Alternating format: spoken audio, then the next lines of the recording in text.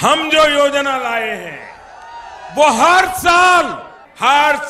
साल में 3 बार और सरकारी खजाने से हर वर्ष 75,000 करोड़ रुपया खाते में जमा होगा।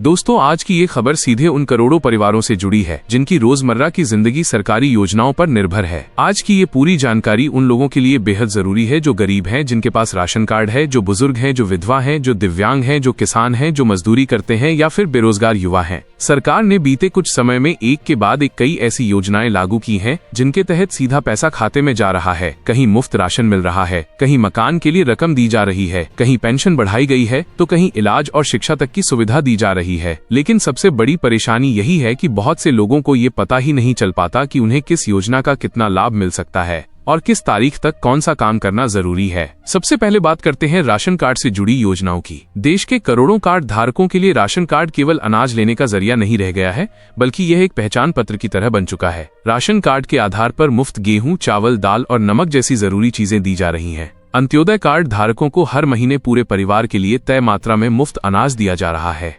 प्राथमिकता वाले परिवारों को भी सरकार की तरफ से अनाज का लाभ मिल रहा है।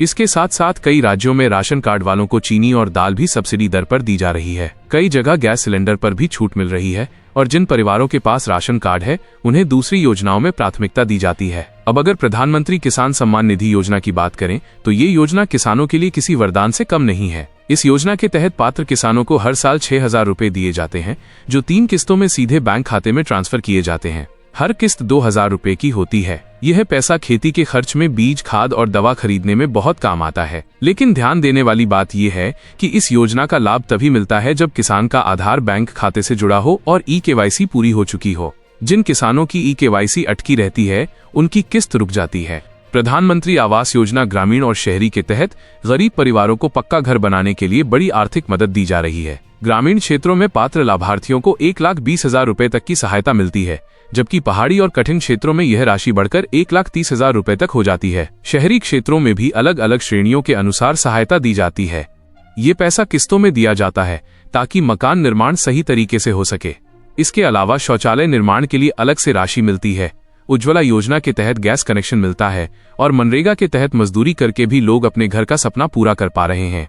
अब बुजुर्गों के लिए सरकार की पेंशन योजनाएं किसी सहारे से कम नहीं है। वृद्धावस्था पेंशन योजना के तहत 60 साल से ऊपर के गरीब बुजुर्गों को हर महीने पेंशन दी जाती है।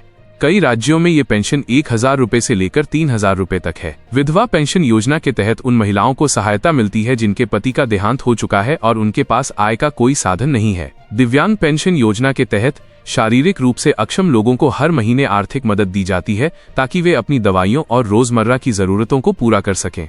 महिलाओं के लिए सरकार ने कई बड़ी योजनाएं चला रखी हैं। उज्ज्वला योजना के तहत गरीब महिलाओं को मुफ्त गैस कनेक्शन दिया गया है, जिससे उन्हें धुएं से राहत मिली है। कई राज्यों में महिलाओं को हर महीने आर्थिक सहायता दी जा रही है। कहीं लाडली बहना योजना के तहत 1,000 से अधिक रुपए मिल रहे हैं, तो कहीं गृह लक्ष्मी योजना के तहत घर चलाने के लिए पैसा दिया जा रहा है। मातृत्व वंदना योजना के तहत गर्भवती महिलाओं को पोषण के लिए नकद सहायता मिलती है ताकि माँ और बच्चा दोनों स्वस्थ रहें।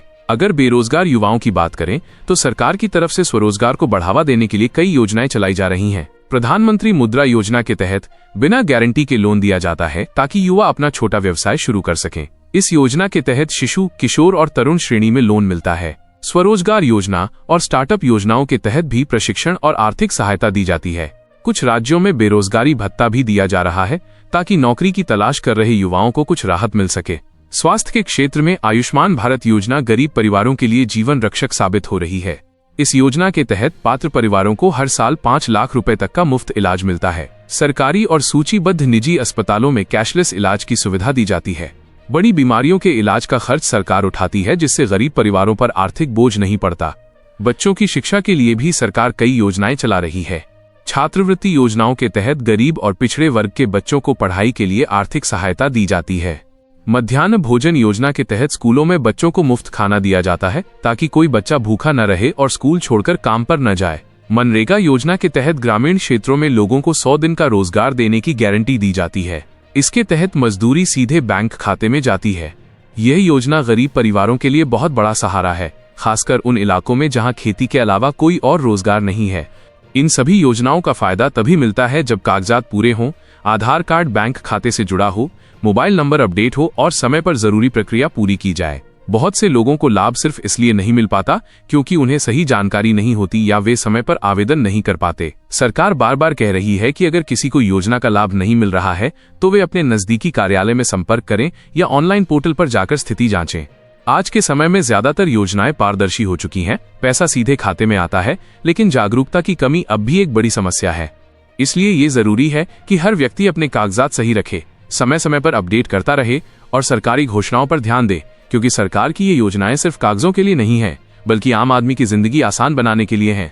जो लोग सही समय पर जानकारी लेते हैं उन्हें इन योजनाओं का पूरा लाभ मिलता है और उनकी आर्थिक स्थिति में सुधार होता है। शिक्षा के क्षेत्र में सरकार ने ऐसे कई इंतजाम किए हैं जो सीधे गरीब परिवारों के बच्चों के भविष्य से जुड़े हैं। प्री मैट्रिक छात्रवृत्ति योजना के तहत पहली से 10वीं कक्षा तक पढ़ने वाले गरीब छात्रों को सालाना आर्थिक सहायता दी जाती है ताकि फीस, किताब, यूनिफॉर्म और दूसरी जरूरतों का बोझ माता पिता पर न पड़े। पोस्ट मैट्रिक छात्रवृत्ति योजना के अंतर्गत 11वीं से लेकर कॉलेज और विश्वविद्यालय तक पढ़ने वाले छात्रों को पढ़ाई के खर्च के लिए हजारों रुपए दिए जाते हैं। यह राशि सीधे बैंक खाते में भेजी जाती है जिससे पढ़ाई बीच में न छूटे।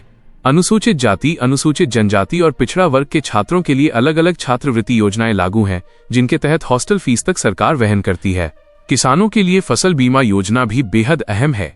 इस योजना के तहत अगर प्राकृतिक आपदा, सूखा, बाढ़, ओलावृष्टि या कीट रोग के कारण फसल खराब हो जाती है तो किसानों को मुआवजा दिया जाता है। किसान बहुत ही कम प्रीमियम देकर अपनी फसल का बीमा कराते हैं और नुकसान होने पर हजारों से लेकर लाखों रुपए तक की भरपाई होती है। इससे किसान कर्ज के बोझ से बच पाते हैं और दोबारा खेती करने की हिम्मत जुटा पाते हैं। सिंचाई को बढ़ावा देने के लिए सरकार की सूक्ष्म सिंचाई योजनाएं भी चल रही हैं, जिनके तहत ड्रिप और स्प्रिंकलर सिस्टम लगाने पर भारी सब्सिडी दी जाती है। कई राज्यों में ये सब्सिडी 50% से लेकर 90% तक है। इससे पानी की बचत होती है और फसल की पैदावार बढ़ती है। छोटे और सीमांत किसानों के लिए ये योजना काफी फायदेमंद साबित हो रही है। श्रमिकों और असंगठित क्षेत्र में काम करने वाले लोगों के लिए भी सरकार ने बड़ी योजनाएं शुरू की हैं। ई श्रम कार्ड के जरिए मजदूरों को एक पहचान दी जा रही है। इस कार्ड के तहत दुर्घटना बीमा का लाभ मिलता है। अगर किसी मजदूर की काम के दौरान मौत हो जाती है तो उसके परिवार को बीमा राशि दी जाती है। इसके अलावा सरकार की दूसरी योजनाओं का लाभ भी इन्हें प्राथमिकता के आधार पर दिया जाता है। निर्माण कार्य में लगे मजदूरों के लिए भवन और अन्य सन्निर्माण कर्मकार कल्याण बोर्ड की योजनाएं चलाई जा रही हैं। इन योजनाओं के तहत बच्चों की पढ़ाई के लिए छात्रवृत्ति दी जाती है, बेटी की शादी के लिए आर्थिक सहायता मिलती है, दुर्घटना होने पर मुआवजा दिया जाता है और कुछ राज्यों में पेंशन की सुविधा भी उपलब्ध है। छोटे दुकानदारों और रेहड़ी पटरी वालों के लिए स्वनिधि योजना चलाई जा रही है। इस योजना के तहत सड़क किनारे दुकान लगाने वालों को कारोबार बढ़ाने के लिए लोन दिया जाता है। समय पर लोन चुकाने पर ब्याज में छूट मिलती है और अगली बार ज्यादा रकम का लोन मिलता है। इससे छोटे व्यापारियों को साहूकारों के चंगुल से छुटकारा मिला है।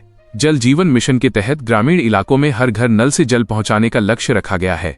इसके तहत घरों में नल कनेक्शन लगाए जा रहे हैं, जिससे महिलाओं और बच्चों को दूर से पानी लाने की परेशानी से राहत मिल रही है। साफ पानी मिलने से बीमारियां भी कम हो रही हैं। स्वच्छता से जुड़ी योजनाओं के तहत गांव और शहरों में शौचालय निर्माण के लिए सहायता दी जाती है। जिन परिवारों के पास शौचालय नहीं है उन्हें आर्थिक मदद मिलती है। इससे खुले में शौच की समस्या कम हुई है और लोगों का जीवन स्तर बेहतर हुआ है। बिजली से जुड़ी योजनाओं के अंतर्गत गरीब परिवारों को सस्ती या मुफ्त बिजली कनेक्शन दिए गए हैं। कई राज्यों में तय यूनिट तक बिजली मुफ्त दी जा रही है, जिससे घरेलू खर्च कम होता है और बच्चों की पढ़ाई में भी मदद मिलती है। मत्स्य पालन करने वालों के लिए भी सरकार की विशेष योजनाएं हैं। तालाब निर्माण, मछली बीज और चारा खरीदने के लिए सब्सिडी दी जाती है। इससे ग्रामीण इलाकों में रोजगार के नए अवसर पैदा हो रहे हैं और लोगों की आय बढ़ रही है। पशुपालन से जुड़े किसानों के लिए डेयरी विकास योजनाओं के तहत गाय भैंस खरीदने पर अनुदान दिया जाता है। पशुओं के बीमा की सुविधा मिलती है और दूध उत्पादन बढ़ाने के लिए प्रशिक्षण भी दिया जाता है। इससे किसानों को खेती के साथ साथ अतिरिक्त आमदनी का साधन मिलता है। वरिष्ठ नागरिकों के लिए स्वास्थ्य शिविर और मुफ्त दवा योजनाएं भी कई राज्यों में लागू हैं, जिनके तहत बुजुर्गों को नियमित जांच और दवाइयां मुफ्त मिलती हैं। इससे इलाज का खर्च कम होता है और समय पर बीमारी पकड़ में आ जाती है। इन सभी योजनाओं का असली फायदा तभी मिलता है जब लाभार्थी समय पर आवेदन करे, अपने दस्तावेज सही रखे और जानकारी से जुड़ा रहे। आज भी बहुत से लोग ऐसे हैं जिन्हें इन योजनाओं का लाभ मिल सकता है, लेकिन जानकारी के अभाव में वे पीछे रह जाते हैं। इसलिए जरूरी है कि गांव, कस्बे और शहर के हर व्यक्ति तक सही सूचना पहुंचे, ताकि कोई भी हकदार योजना के लाभ से वंचित न रहे।